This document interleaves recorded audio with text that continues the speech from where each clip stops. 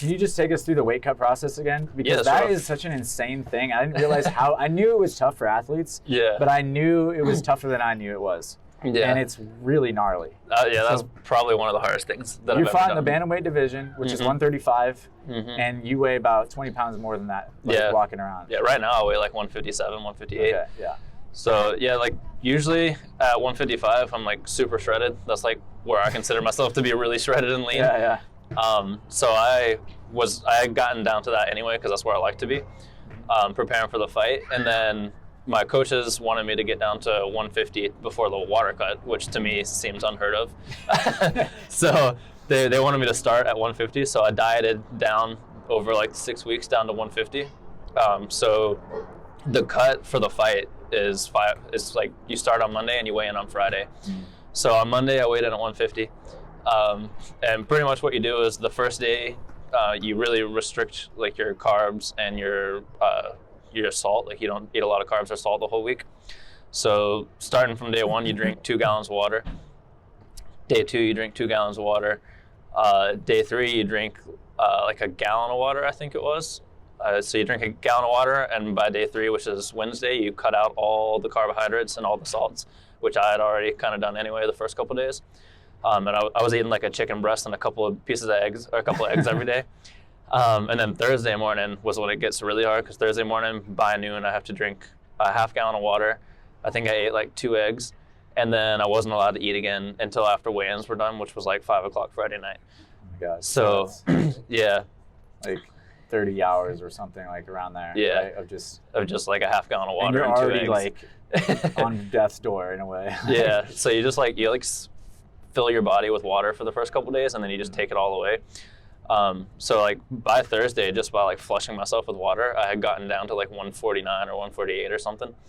And then Thursday night, you just fill a bathtub with hot water, and then you fill it with like 2 bottles of alcohol, 5 bags of Epsom salt, and then there's this stuff called Albolene, that's like makeup remover or something, I think, and you cover your whole body in it because it makes you sweat more or something. And then you just sit in that bath for like 40 minutes.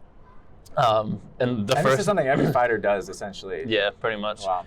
I know some of them I know skip the bath and just do the sauna, but I think everyone in my gym does the bath for the most part, and then also the sauna. So you do that, and the first bath I did was like a 40-minute bath. I lost like 10 pounds of water. So I went to bed that night right around 1:40. And that's Wednesday night? That was Thursday night. Thursday night. Yeah. Okay. And then I woke up Thursday morning to do it again. Oh my and God. I got down to like, the second bath I did, I got down to like 138 or something. And then you just go in the sauna, like you do like 10 minutes in the sauna and then like a minute off, and you do it back and forth. And you do that for a couple hours until you get down to whatever weight you need to be, which I think I stopped at 136.0, like 136 right exactly. Yeah. Oh my God. Yeah. And yeah, it's just, you just feel from the heat and sweating, you just feel like you're passing out the whole time. You were saying Marcia was his girlfriend? Yeah, girlfriend. Yeah, I was saying you passed out on her and you like went into a fucking black hole abyss of like. Yeah. First day, the first bath I did, I think I put the water too hot the first time, and like my whole body started shaking. And at first I was just like, I guess this is like what it feels like. But then it just started, like I was vibrating all over, and I was like, something's not right here. And I like tried to get out of the bathtub, and I just like kind of slid out. Like I slithered over the corner and slid onto the floor, and like my legs didn't work. I couldn't move or anything. And I was like fighting for consciousness, so I just kept telling Marcy to pour cold water on me. And she was just like, what do I do? Do I call someone? I was like, just keep pouring cold water on me. I was like, I just got to stay conscious. Oh my God. And then like after that, I called my coaches, and I was like, I think I messed up and went too hot. And I was like, should I do this again? And they're like, if you can do it again. And I was like, all right, I'll get back in.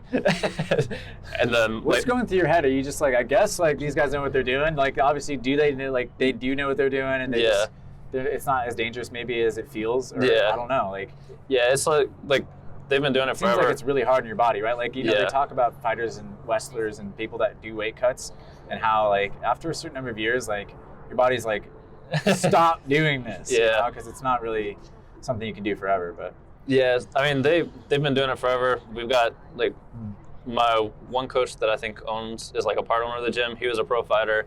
The other guy that owns the gym is Seth Petrozelli. He is a pro fighter. Nice. And then we have just a bunch of people we have a bunch of pro fighters in there. We have a bunch of fighters who are trying to go pro. Like, they all know what they're doing. They know more than I do. So the whole process, like, they gave me a giant list in there, like, with all the instructions, everything I needed to do.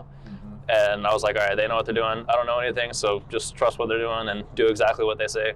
And, like, any mistakes, anything that came up, like, I was, like, texting them and calling them all the time. Like, is this the right thing that I need? Is this the right thing I need to do? Like, how much of this do I need to do? And, like, even that was, like, 11 o'clock at night that happened. And I called my coach, and I was like, all right, this is what happened. And he was like, all right. He was like, so you got, like, 20 minutes in? He was like, that's not bad.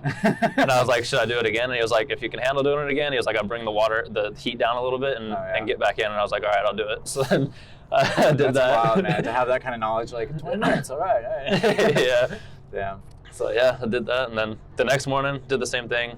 That one felt fine, except, like, after I got out, I got lightheaded. And then you have to, like, sit there and be wrapped in towels and stuff and, like, let it soak for a little bit. Yeah. And, like, during that time, I just started resting and, like, laying my head back for a second, closing my eyes, and then the next thing I was like a black void, and I just heard Marcy, and she was like, Caleb, and I just, like, felt my head, like, back here, and I was just like, ugh, and I, like, felt it struggling to come up. Damn. And then she was like, you blacked out, and I was like, I think I just, like, sat there and closed my eyes for a second, and my body just, like, passed out. Dude, that is